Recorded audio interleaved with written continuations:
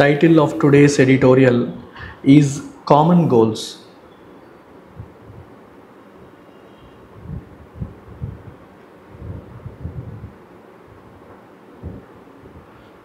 Common goals. 50% banking prepare అయ్యే వాళ్ళు attend అవుతారు, 90% యూపీఎస్సీ ప్రిపేర్ అయ్యే వారు జాయిన్ అవుతారు. So there is a difference Narendra. Bank aspirants attend అవుతారు కానీ జాయిన్ అవ్వడం తక్కువ. సివిల్స్ ఆస్పిరెంట్స్ 90% మాకు జాయిన్ అవుతారు. So majority of our admissions are civils admissions. Bank aspirants as of now ఫ్రీగా యూజ్ చేసే వాళ్ళు ఎక్కువ ఉన్నారు, పెయిడ్ కోర్సెస్కి వచ్చే వాళ్ళు తక్కువ ఉన్నారు. Modi's visits reflect India's efforts to engage with others of Global South. Modi's visits reflect India's efforts to engage with others of the Global South. So Global Southలో ఉన్న అదర్ కంట్రీస్తో ఎంగేజ్ అవ్వడానికి ఇండియా యొక్క ఎఫర్ట్స్ని మోదీ యొక్క visit reflect చేస్తుంది, ప్రతిబింబిస్తుంది. So global south అంటే అర్థం ఏంటి?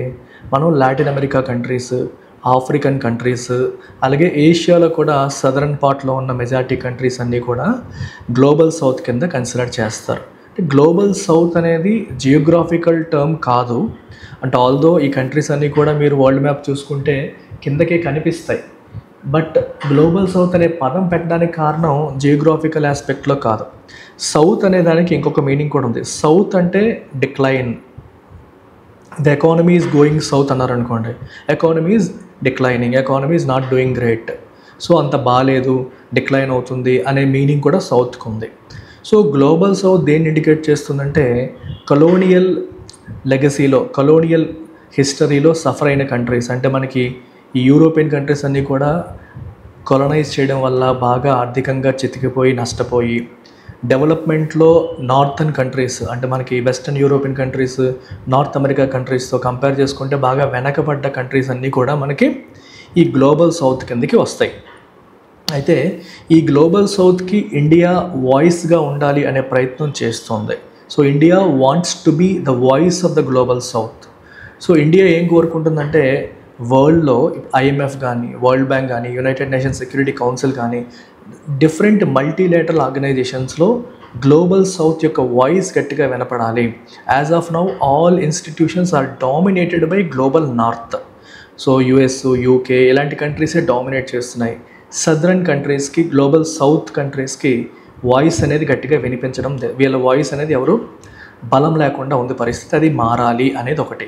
So అందుకోసం సౌత్ కోఆపరేషన్. సో గ్లోబల్ సౌత్లో ఉన్న కంట్రీస్ ఒకరికొకరు కోఆపరేట్ చేసుకోవడం అనేది ఇంపార్టెంట్. అందరూ ఒక తాటిపైన నడవడం అనేది ఇంపార్టెంట్. వీళ్ళందరికీ ఇండియా వాయిస్ అవ్వాలనే ప్రయత్నం అనేది చేస్తోంది. ఇది మీరు మైండ్లో పెట్టుకోండి from the perspective of international relations. On his way to Brazil to attend the ongoing bricks summit. So bricks summit మనకి బ్రెజిల్లో జరగబోతోంది. సో జరుగుతోంది, ఆన్గోయింగ్ అంటే ఆల్రెడీ జరుగుతుందని అర్థం. దానికి వెళ్తూ on his way to Brazil. So BRICS countries పేర్లు పెట్టడమా మీరు ఒకసారి? You have to tell me all the 5 countries in BRICS, and BRICS ఎప్పుడు స్టార్ట్ అయిందో కూడా మీరు నాకు చెప్పాలి. బ్రిక్స్ ఎప్పుడు స్టార్ట్ అయిందో చెప్పాలి. బ్రిక్స్లో ఉన్న 5 కంట్రీస్ పేర్లు ఏంటనేది మీరు కామెంట్స్లో పెట్టండి. Prime Minister Narendra Modi has made back-to-back bilateral visits to Ghana, Trinidad and Tobago and Argentina. Narendra Modi గారు వరుసగా బ్యాక్ బైలేటరల్ విజిట్స్ అంటే ద్వైపాక్షిక విజిట్స్ అంటాం అన్నమాట. సో ఘనాకి, ట్రినిడాడ్ అండ్ టొబాగోకి, అర్జెంటీనాకి 3 దేశాలకి కూడా కలవడం అనేది జరిగింది. Each stop was with a view to enhancing bilateral cooperation in fields which included some common themes on pharmaceuticals, vaccines, digital technology, food security and critical minerals. Each stop was with a view to enhancing bilateral cooperation. So ప్రతి stop కూడా was with a view to, ఎందుకమ్మా ఇవన్నీ దేనికోసం చేశారు, ప్రతి చోట ఎందుకు ఆగారంట? With a view to enhancing bilateral cooperation. So bilateral కోఆపరేషన్ని ఎన్హాన్స్ చేసే వ్యూతో. ఎక్కడ?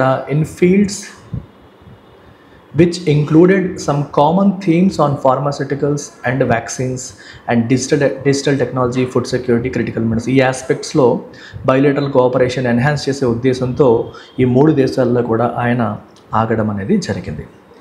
In అక్రా,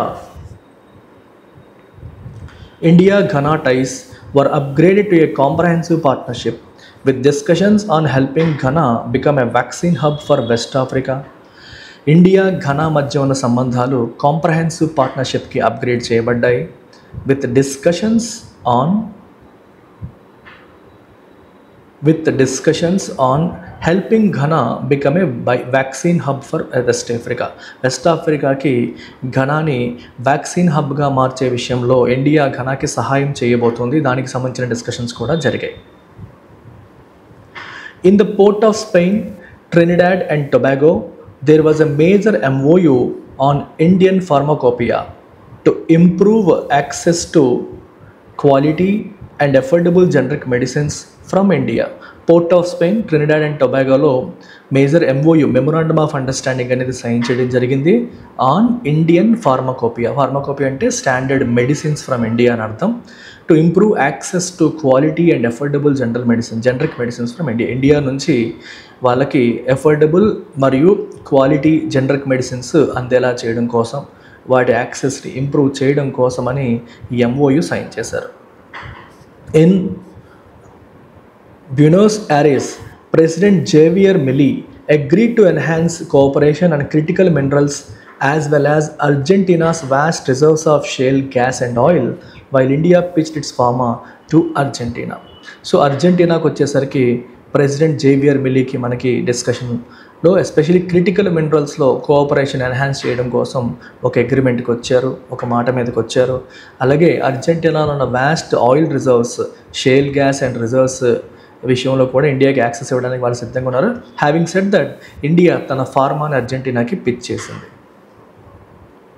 the 3 stops were in countries of the developing world or the global south. ఈ 3 కంట్రీస్ కూడా ఎక్కడ ఉన్నాయమ్మా? డెవలపింగ్ వరల్డ్ ఆర్ ద గ్లోబల్ సౌత్లో ఉన్నాయి. And the onward journey to Brazil and then to Namibia also highlight India's commitment to building alternative economic mechanisms to the developed world or global north. So ఇంకేం రాసాము ఇక్కడ చూడండి. The 3 stops were in countries of the developing world or the global south and the onward journey to బ్రెజిల్కి అక్కడ నుంచి Brazil వెళ్ళారు. And then to Namibia also highlight India's commitment to building alternative economic mechanisms to the developed world and global north లేదా డెవలప్డ్ వరల్డ్కి ఒక alternative mechanisms build చేయాలి, economic mechanisms build చేయాలి. వాటికి అంటే యాజ్ ఆఫ్ నౌ మనం ప్రతిదానికి కూడా గ్లోబల్ నార్త్ పైన డిపెండ్ అయ్యే పరిస్థితులు ఉన్నాయి. సో వాళ్ళ మీద డిపెండెన్సీ తగ్గించుకొని సౌత్ కోఆపరేషన్ ఇంప్రూవ్ చేసుకొని మనం వాళ్ళకి స్ట్రాంగ్ ఆల్టర్నేటివ్గా నిలబడాలి అనేది ఇండియా యొక్క కమిట్మెంట్గా కనిపిస్తోంది. India's offer of cooperation for low cost solutions to global challenges includes the promotion of India led international organisations such as the coalition for disaster resilient infrastructure to these countries. So India's offer of cooperation for low cost solutions, global ఛాలెంజెస్కి low cost solutions అందించే విషయంలో India cooperate చేస్తానని చెప్పి offer చేయడం జరిగింది. And that includes promotion of India-led international organizations such as Coalition for Disaster Resilient Infrastructure, CDRI లాంటి ఆర్గనైజేషన్స్ని promote చేయడం కూడా మనకి దీంట్లో భాగంగా కనిపిస్తుంది. Mister Modi also made his signature pitch to the Indian diaspora. Diaspora అంటే అర్థం ఏంటమ్మా? విదేశాల్లో సెటిల్ అయిన భారతీయులు, అంటే యాన్సెస్ట్రల్ ల్యాండ్ లేకపోతే మీ నేటివ్ ల్యాండ్కి దూరంగా బతుకుతున్న వాళ్ళని మనం డయాస్పోరా అంటాము. So Mister Modi also made his signature pitch to the Indian diaspora. His speech in the Port of Spain where Indian labour was brought by British colonial ventures since 1845 is one to note. So Port of స్పెయిన్లో ఆయన ఒక speech ఇవ్వడం జరిగింది. అక్కడ 1845లో British colonial ventures Indian లేబర్ని అక్కడ తీసుకురావడం అనేది జరిగింది. సో ఆ రకంగా చాలామంది ఇండియన్స్ ఆ ప్రాంతంలో సెటిల్ అవ్వడం అనేది జరిగిందనమాట. సో అట్లాంటి వాళ్ళని అడ్రస్ చేస్తూ కూడా మోదీ గారు మాట్లాడారు.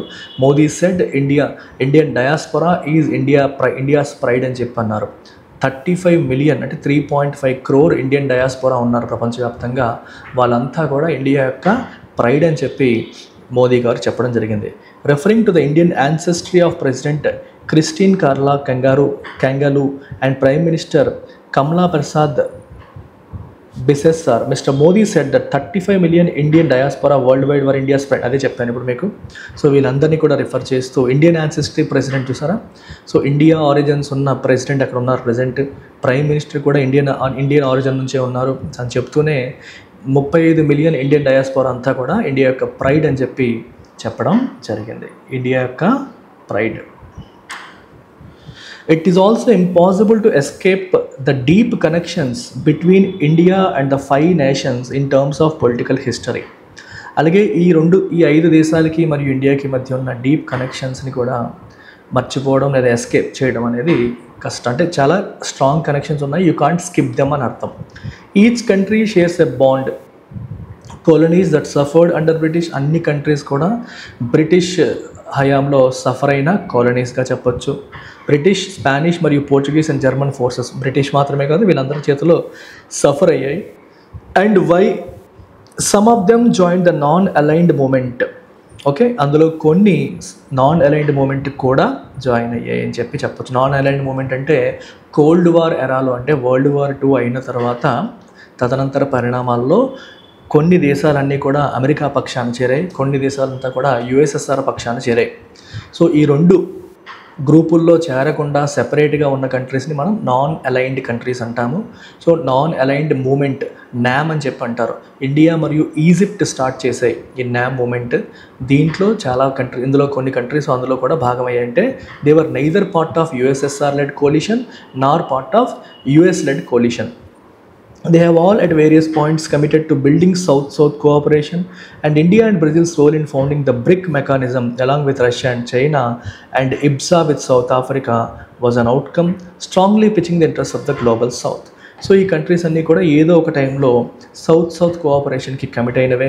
అంటే సదరన్ పార్ట్లో ఉన్న ఈ వెనకబడ్డ డెవలపింగ్ కంట్రీస్ అన్నీ కూడా ఒకరికొకరు కోఆపరేట్ చేసుకోవాలనే విషయంలో వాళ్ళంతా కూడా కమిట్మెంట్తో ఉన్నవే.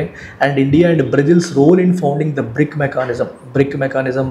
బ్రిక్స్ ఒరిజినల్గా బ్రిక్, అప్పుడు సౌత్ ఆఫ్రికా లేదు, తర్వాత సౌత్ ఆఫ్రికా వచ్చింది. Along with Russia and China, అందులో కూడా ఇండియా మరియు చైనా ఇంపార్టెంట్ రోల్, ఇండియా మరియు బ్రెజిల్ ఇంపార్టెంట్ రోల్ ప్లే చేసాయి. అండ్ ఇబ్సా అంటే ఏంటో మీరు ఒకసారి కామెంట్స్లో పెట్టండి. What is the full form of IBSA? With South Africa was an outcome. తర్వాత సౌత్ ఆఫ్రికాతో ఇబ్సా అనేది దాని యొక్క అవుట్కమ్గా మనం చెప్పొచ్చు. Strongly pitching the interest of the global south. అన్నిట్లో కూడా ఈ కంట్రీస్ అన్నీ కూడా భాగస్వాములు అయ్యాయి. None of the countries on the tour can be called anti west. ఈ కంట్రీస్ ఏవి కూడా యాంటీ వెస్ట్ ఏమీ కాదు, అంటే వెస్టర్న్ కంట్రీస్కి ఆపోజిట్ అని కాదు. And New Delhi has had some differences with them over specific conflicts. Ukraine and Gaza విషయంలో వాళ్ళతో డిఫరెన్సెస్ కూడా ఉన్నాయి. ఇవి కంప్లీట్గా యాంటీ వెస్ట్ అని అనడానికైతే లేదు. The motivating force behind the ties, however, and consequently Mr. Modi's 9-day itinerary is more about a common desire to look beyond the present global order to one that is more equal, representative, sensitive to the needs of developing and underdeveloped nations. అయితే the motivating force behind the ties. So ఈ సంబంధాల వెనకాల motivating force ఏంటి అంటే is more about a common desire to look beyond the present global order. Present global ఆర్డర్ని దాటి మనం చూడాలి. ప్రజెంట్ గ్లోబల్ ఆర్డర్ అంటే అర్థం ఏంటంటే as of now world wide systems ఎలా అరేంజ్ అయ్యి ఉన్నాయి అంటే కంట్రీస్, పవర్ ఈక్వేషన్స్, ఎవరు డామినేట్ చేస్తున్నారు, ఎవరు వెనకబడి ఉన్నారు, సో ఏ విషయంలో ఎవరు ముందున్నారు, ఇవన్నిటిని కలిపి మనం గ్లోబల్ ఆర్డర్ అంటాం. అంటే ఈరోజు IMF కానీ వరల్డ్ బ్యాంక్ కానీ ఎటువంటి మల్టీలేటరల్ ఆర్గనైజేషన్స్ తీసుకున్నా సరే వెస్ట్రన్ కంట్రీస్ యొక్క లేదా నార్థన్ కంట్రీస్ యొక్క డామినేషన్ ఎక్కువగా ఉంది. అది మారాలి. అప్పటికి ఈక్వేషన్స్ మారాయి. బ్రెజిల్, సౌత్ ఆఫ్రికా, ఇండియా లాంటి కంట్రీస్ చాలా ప్రామినెంట్ అయ్యాయి, పవర్ఫుల్ అయ్యాయి. సో వాళ్ళకి ఇంకా ఎక్కువ వాయిస్ అనేది వినిపించాలి. సో ఈ రిప్రజెంటేషన్ అనేది ఈక్వల్గా ఉండాలి, అంతేగాని ఒకళ్ళు డామినెంట్గా ఉండేలాగా ఉంది, అది మారాలి అనేది ఇండియా కోరుకుంటున్న ఆస్పెక్ట్. ఇండియాతో పాటు చాలా ఈ గ్లోబల్ సౌత్ కంట్రీస్ అన్నిటికీ కూడా అదే కామన్ డిజైర్ అనేది ఉంది. సో డెవలపింగ్ మరియు అండర్ డెవలప్డ్ నేషన్స్ యొక్క డిజైర్స్ మరియు నీడ్స్ విషయంలో ఇంటర్నేషనల్ మల్టీలేటరల్ ఆర్గనైజేషన్స్ సెన్సిటివ్గా ఉండాలి. ఎంతసేపు వెస్టర్న్ నీడ్స్ని ఫుల్ఫిల్ చేయడానికి వాళ్ళు పనిచేస్తున్నారు తప్పితే ఇండియన్ నీడ్స్ లేదా అండర్ డెవలప్డ్ మరియు డెవలపింగ్ కంట్రీస్ యొక్క నీడ్స్ని దృష్టిలో పెట్టుకునేలాగా వాళ్ళు వ్యవహరించాలనేది ప్రధానమైన ఉద్దేశం అన్నమాట. So these are the 5 key points from the editorial. You can go through them. Now I want you to answer this question. What is the tone of the author in this editorial? ఈ ఎడిటోరియల్లో author యొక్క tone ఏంటి మీరే చెప్పాలి. Call చేయి Satish. మెంటర్షిప్కి schedule ఎలా ఉంటుంది అనేది. ఆఫర్స్ ఏమి ఉండవమ్మా మెంటర్షిప్కి. Very good Ramakrishna. మెంటర్షిప్ పైన అయితే ఆఫర్ ఉండదు, ఎందుకంటే మెంటర్షిప్ 1-on-1 నేను చేస్తాను కాబట్టి దాని మీద ఆఫర్స్ ఇవ్వలేము. రెగ్యులర్ క్లాసెస్ అనుకోండి 100 మందికి కలిపి ఒకటే క్లాస్ ఉంటుంది, అక్కడ ఏదన్నా ఆఫర్కి స్కోప్ ఉంటుంది. కానీ మెంటర్షిప్ ప్రోగ్రాంలో ఆఫర్స్ ఇచ్చే సమస్య ఉండదు. యాక్చువల్గా the plan is to increase the price. 10,000 ఇంకా 20 చేద్దాం అనుకుంటున్నాం. యాజ్ ఆఫ్ నౌ పెంచలేదు. So don't wait for offers for mentorship or any ఈ కోర్సెస్లో మీకు ఆఫర్స్ రావు. So what is the tone of the author in the editorial? ఎడిటోరియల్లో author యొక్క టోన్ ఏంటి చెప్పండి. దిస్ ఈజ్ ఆప్టిమిస్టిక్ కదమ్మా. ఎప్పుడు క్రిటికల్గా ఉంటుంది టోను, కానీ ఈసారి ఆప్టిమిస్టిక్ అని చెప్పొచ్చా లేదా? This is optimistic tone. Sarcastic కాదు, వెటకారంగా లేదు. ఇండిఫరెంట్ అంటే ఎమోషన్లెస్గా ఉండడం, క్రిటికల్ అంటే నెగిటివ్గా క్రిటిసైజ్ చేస్తూ. ఈసారి అలా క్రిటిసిజం లేదు, ఆప్టిమిస్టిక్గానే ఉంది. So we can go with option B. What is the central theme of the editorial? ఈ ఎడిటోరియల్ యొక్క సెంట్రల్ థీమ్ ఏంటి?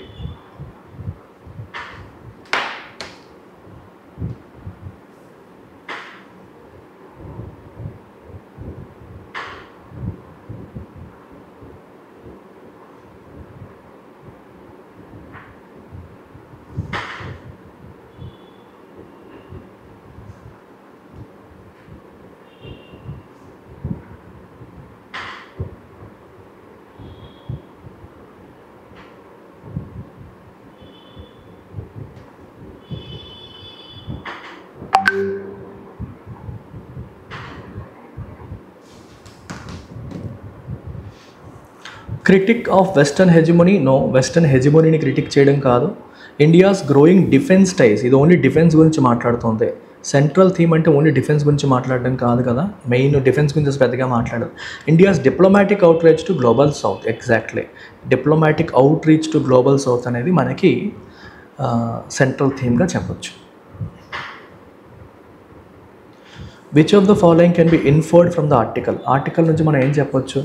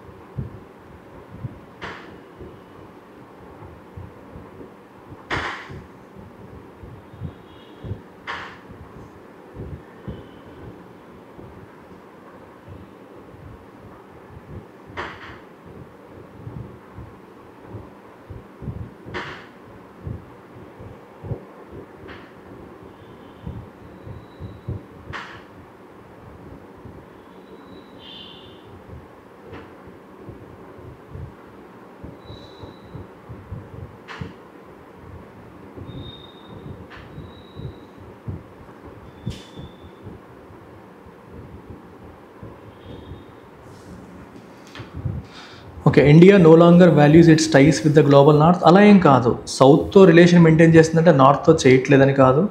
Bricks has become irrelevant? No, BRICS irrelevant కాలేదు. South cooperation is central to India's foreign policy. India యొక్క foreign పాలసీకి south cooperation అనేది చాలా important అని అర్థం ఇక్కడ. So answer is C. So aspirants చాలామంది వొకాబులరీ చెప్పట్లేదు అంటున్నారు. నేను యాక్చువల్గా వొకాబులరీ డైలీ చెప్తున్నాను. కాకపోతే ఇంగ్లీష్ ఇన్ఫినిటీ కోర్స్లో ఉన్న వాళ్ళకి, మన బ్యాంక్ కానీ, ఎస్ఎస్సి కానీ, యూపీఎస్సి కానీ, సీసాట్ కానీ కోర్సెస్లో ఉన్న వాళ్ళకి మాత్రమే డైలీ వొకాబులరీ అవుతుంది. సో ప్రతిరోజు 10:30 AM యాప్లో డైలీ వొకాబులరీ సెషన్ అనేది 45 minutes వరకు జరుగుతుంది. I'm doing it for almost 45 minutes, 30 minutes to 45 minutes.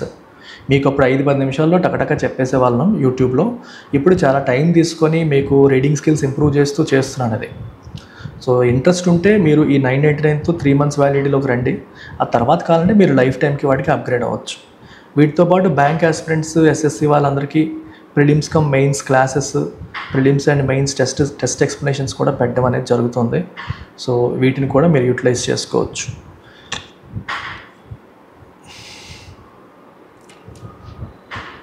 What underlying assumption does the author make? చెప్పండి. ఆథర్ యొక్క అండర్లయింగ్ అజంప్షన్ ఏంటి? అంటే ఆథర్ చెప్పేదాని వెనకాల అజంప్షన్ ఏంటి? సో దేన్ని బేస్ చేసుకొని ఆథర్ ఇవన్నీ మాట్లాడుతున్నారు?